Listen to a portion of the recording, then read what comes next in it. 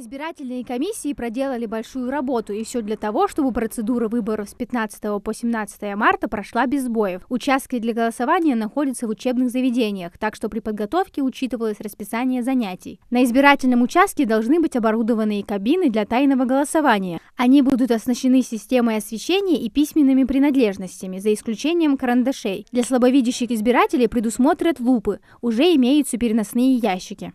Ими будут пользоваться наши члены комиссии, они будут выезжать по адресам маломобильных избирателей. Предварительно избиратели должны написать заявление, что они не могут прийти на избирательный участок.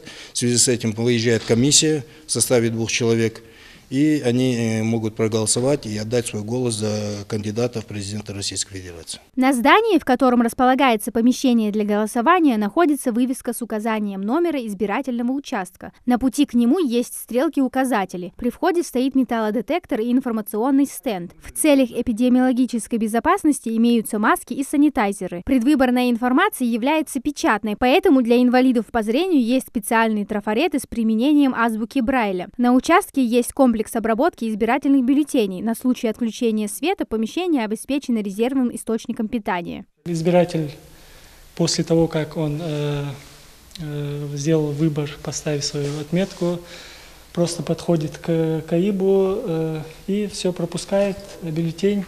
А сам этот комплекс, он автоматически обрабатывает всю информацию, и по истечению выборов в конце мы просто завершаем, и он выпускает итоговый протокол, уже подсчитав все голоса. Хусейн Албаков считает выборы президента самым важным событием страны. Говорит, необходимо сделать свой осознанный выбор, а учитывая, что участки находятся рядом, это очень легко. В его семье голосовать будут все. Те, кто по состоянию здоровья выйти не могут, поставят галочку на дому. Я даже себе не мыслю такое слово, как может прийти человеку в голову, голосовать не нужно.